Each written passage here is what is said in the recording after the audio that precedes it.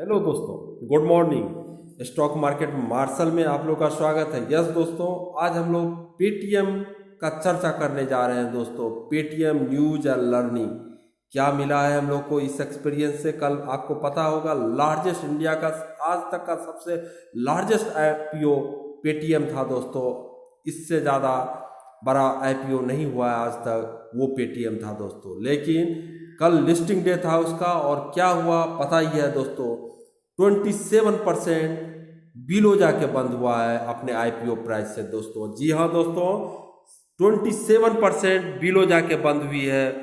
तो इससे क्या लर्निंग हम लोग लें, इसी के बारे में ये वीडियो दिखाने जा रहे हैं दोस्तों, और सुनेंगे हम लोग क्या न्यूज है, क्या लर्निंग है। दोस्तों पता होगा, सबसे पहले तो इसका जो ऑनर है दोस्तों पेटीएम का, विजय शंकर शर्मा, उसको धन्यवाद देना चाहिए कि आज 2009 में ये एक अच्छा कंपनी खोला, मोटिवेट करना चाहिए उसको। लेकिन क्या, थैंक्स टू विजय शेखर शर्मा। लेकिन क्या मोटिवेशन और फाइनेंशियल एनालिसिस एक होती है दोस्तों? नहीं दोस्तों। ठीक है, आपका पेटीएम कंपनी था, आपके पास तो ऑलरेडी फंड की कमी नहीं था, एक एक फंड आ रहा था, लगा रहा था जिसको। लेकिन स्टॉक मार्केट में आने का मतलब होता है कि रिटेल इन्वेस्टर भी साथ लेना दोस्तों। ये पब्लिक कंपनी बन जाती है दोस्तों। यस, पब्लिक मतलब जानते ही हैं, ज़्यादातर हम लोग क्या रहते हैं, आम इंसान रहता है दोस्तों, मिडिल मैन रहता है, लोअर मिडिल क्लास इसमें इन्वेस्ट करता है दोस्तों ज़्यादातर। इसी को हम लोग पब्लिक बोलते हैं। यस, पब्लिक कंपनी बोलते हैं, इसका नाम ही से ले सकते हो, पब्लिक कंपनी किसको बोला जाता है। तो इस वैल्यू पर दोस्तों क्या होना चाहिए आपको भी। पेटीएम का फाइनेंशियल एनालिसिस अगर देखोगे तो 2009 में ये शुरू हुई थी, 10-11 साल कंपनी हो रही है दोस्तों, उसके बाद जाके ये लिस्ट हुई है। यस दोस्तों, उसके बाद ये लिस्ट हुई है। तो अभी इसका पॉइंट नंबर 1, कोई प्रॉफिट नहीं। आफ्टर 10 to 11 ईयर दोस्तों इसका कोई प्रॉफिट नहीं है। तो क्या पब्लिक, सबसे पहला तो मेरे अनुसार से, मैं जो बोल रहा हूँ ये मेरा पर्सनल ओपिनियन होगा दोस्तों, क्या इसको पब्लिक में आना भी चाहिए? जो 10 साल से कमा नहीं रही है दोस्तों, उसको पब्लिक में आना चाहिए, फर्स्ट क्वेश्चन। और अगर कमा नहीं रही है तो पब्लिक क्यों इन्वेस्ट करे? यस, मैं रिटेल इन्वेस्टर के लिए मैं बोल रहा हूँ दोस्तों।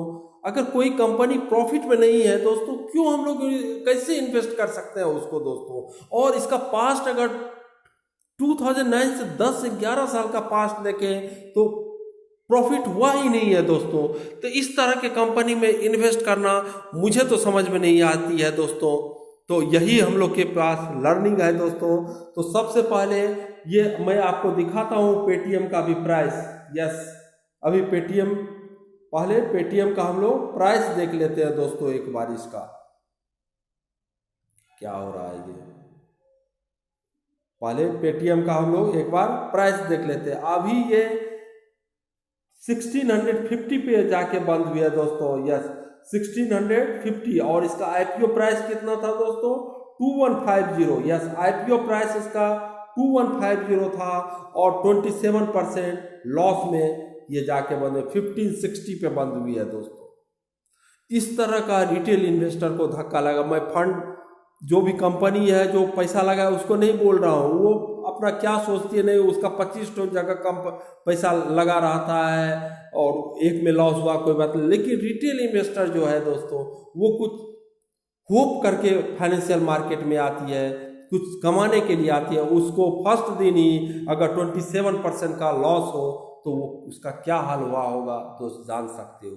तो सबसे बड़ी बात है, ये पेटीएम ठीक है फाइनेंशियल स्टॉक मार्केट में है, और ये अपना शुरू किया था वॉलेट करके, चला भी। लेकिन ये नहीं जानते, जब वो कर सकती है तो दूसरा कंपनी भी कर सकती है।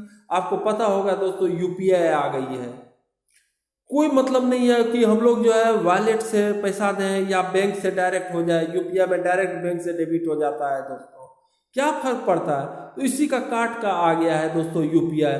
भीम ऐप आ गया है, भीम, अमेजन आ गया है, क्या गूगल आ गया है, कितना सारा अमेजन का आ गया है दोस्तों, कितना सारा आ गया है दोस्तों। ये कहाँ से कंपटीशन कर पाएगा? ठीक है, मुझे तो समझ में नहीं आती है दोस्तों, आप लोग को समझ में आए तो अच्छी बात है। लेकिन जब तक मेरा तो यही कहना है दोस्तों, जब तक पेटीएम जैसी कंपनी या और कंपनी एक तो विजिबिलिटी बहुत अच्छा नहीं हो और पैसे नहीं कमा पा रहे हो, इतना इतना स्टॉक प्राइस, ठीक है 1 रुपीज़ 2 रुपीज़ हम लोग दे सकते हैं दोस्तों, लेकिन 21 इसका आईपीओ प्राइस था दोस्तों 2150 के आसपास, 2150 रुपीज़ का आसपास था एक शेयर का वैल्यू दोस्तों। आप सोच सकते हो दोस्तों किस तरह का वैल्यूशन ये कमांड अपने आप को सोच रहा था, किस तरह का कमांड करे। इज इट राइट थिंग कि रिटेल इन्वेस्टर इस तरह का पार्टिसिपेट करे तो बहुत अच्छा है दोस्तों। ठीक है, नायका फर्स्ट प्रॉफिट आ गई और आप लोग देखे होंगे आईपीओ की बाहर आ गई है दोस्तों, अब जस्ट लिस्टिंग गेन के लिए आप लोग कर रहे हो, ठीक है, लेकिन एक चीज़ तो देखना चाहिए, इतना बड़ा साइज इसका 18,000 करोड़ का है दोस्तों, 18,000 करोड़ का आईपीओ आया था, जिसमें कि आप देख सकते हो किसको सबसे ज़्यादा फायदा हुआ है दोस्तों, ऑनर को फायदा हुआ, यस ऑनर को फायदा हुआ है दोस्तों। उसमें 10,000 जो था वो डायरेक्ट ऑनर के पास गया, 8,000 कंपनी में लग रही जो कि लोन लिया हुआ है उसको चुकाने में लगेगी, तो 10,000 करोड़ जो है वो ऑनर कमाया है और 2150 पर शेयर के हिसाब से दोस्तों कमाया है ऑनर, और 8,000 रुपये जो कर्ज था उसमें लगा रहा है। तो ये इतना बड़ा आईपीओ कौन इसको जो है लेगा जबकि कंपनी प्रॉफिट में नहीं होगी दोस्तों।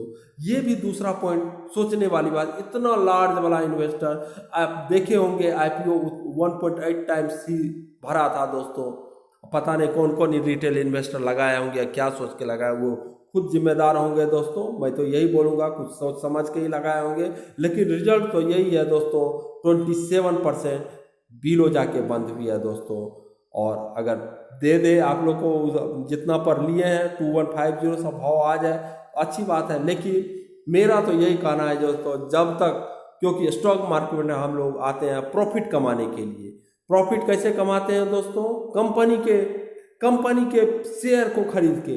जब हम प्रॉफिट के लिए आते हैं तो जिस कंपनी में हम अपना इन्वेस्टमेंट कर रहे हैं वो जब तक प्रॉफिट में आएगी ही नहीं दोस्तों, वो हमको कैसे प्रॉफिट देगी, ये मुझे समझ में, ये कॉन्ट्राडिक्शन है दोस्तों।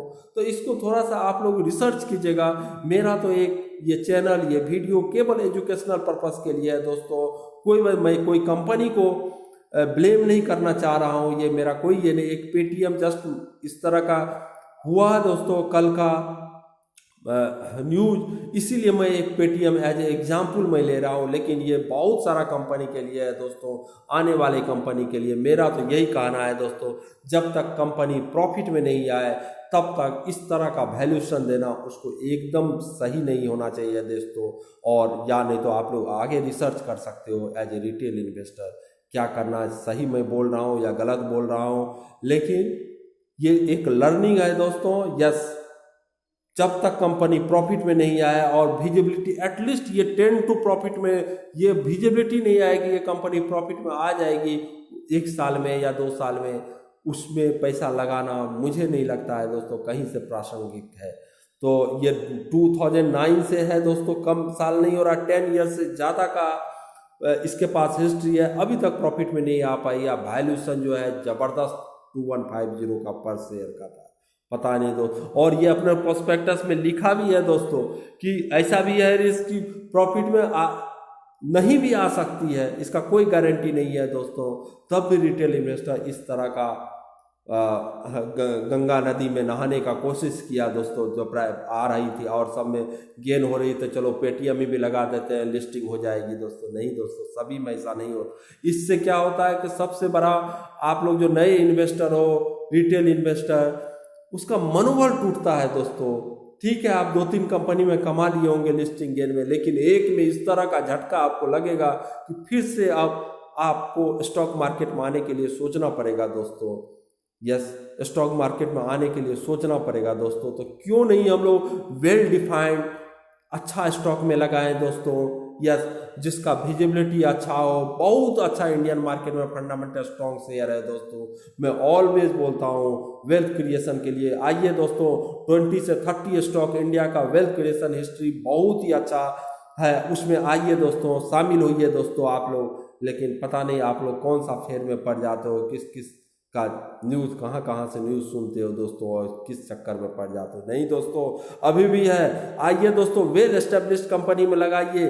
पेटीएम से भी अच्छा जो मल्टी बैगर साबित हुई है, जैसे फाइनेंस में ही रहना है दोस्तों, इस तरह का फिनटेक कंपनी में रहना, बजाज फाइनेंस दोस्तों, हिस्ट्री देख लीजिए दोस्तों, 10 ईयर्स का, 20 ईयर्स का, किस तरह का वो प्रॉफिट दिया है, किस तरह का उसका रेवेन्यू है और किस तरह का स्टॉक में प्राइस गेन किया है दोस्तों। कंपाउंडिंग का 20% 30% कंपाउंडिंग के हिसाब से बढ़ा है दोस्तों वो शेयर, उससे भी ज़्यादा के हिसाब से बढ़ा।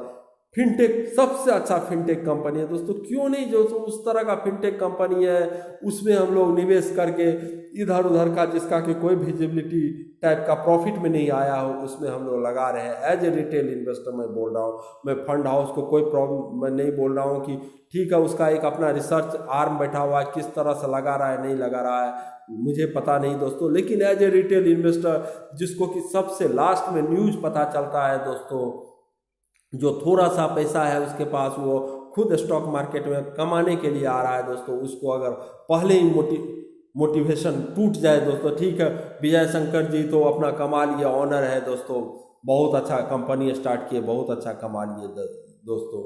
लेकिन क्या रिटेल इन्वेस्टर का क्या हुआ दोस्तों? लाखों लाख रिटेल इन्वेस्टर जो फंसा हुआ है दोस्तों, उसका क्या होगा दोस्तों?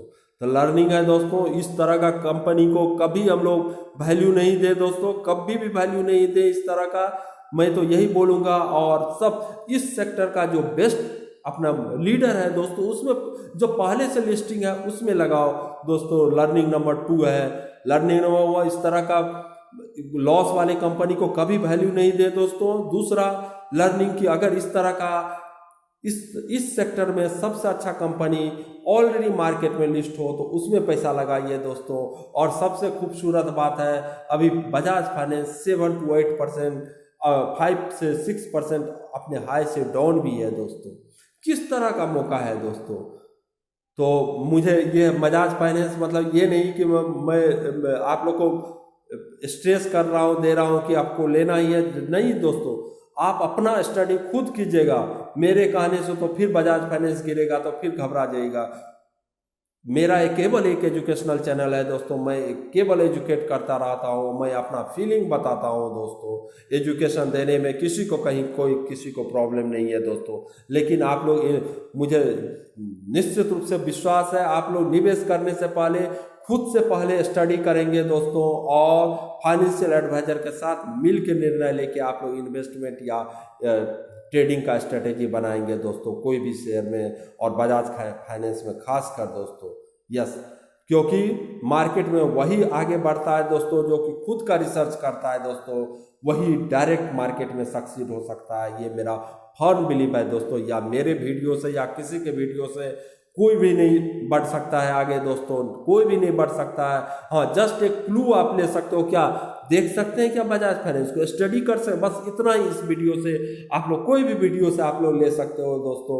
लेकिन स्टडी तो खुद ही आपको करना पड़ेगा स्टॉक मार्केट में आने के लिए। नहीं तो म्यूचुअल फंड है दोस्तों, अच्छा सा म्यूचुअल फंड पकड़िए, और नहीं तो फाइनेंशियल एडवाइजर के साथ सलाह लेके अपना करते रहिएगा। लेकिन फिर फाइनेंशियल एनालिसिस का सलाह लीजिएगा तो वो तो फिर फाइनेंशियल एडवाइजर खुद अपना पैसा बनाएगा दोस्तों, उसके बाद वो देगा आपको, वो भी सोच लीजिएगा। बेस्ट उपाय है खुद से स्टार्ट कीजिए दोस्तों। फंडामेंटल स्ट्रॉन्ग शेयर एनालिसिस जो हम लोग बोलते हैं उस पर खुद रिसर्च कीजिए और स्टॉक मार्केट में आइए। वेलकम टू स्टॉक मार्केट दोस्तों, लेकिन खुद का रिसर्च करके। इंडिया वेस्ट जर्नी का में अभी वर्ल्ड का लीडर बनने जा रहा है दोस्तों, तो इस तरह का अपॉर्चुनिटी को मिस मत कीजिए। 2 ही रखिए, एक 3 महीना पर रिजल्ट देखते रहिए, दूसरा बेस्ट स्टॉक में, बेस्ट फंडामेंटल स्टॉक में अपना पैसा लगाइए, तीसरा लॉन्ग टर्म के लगाइए दोस्तों, यही मेरा कहना है। तो इस वीडियो को यहीं रोकते हैं, तब तक के लिए जय हिंद, जय भारत।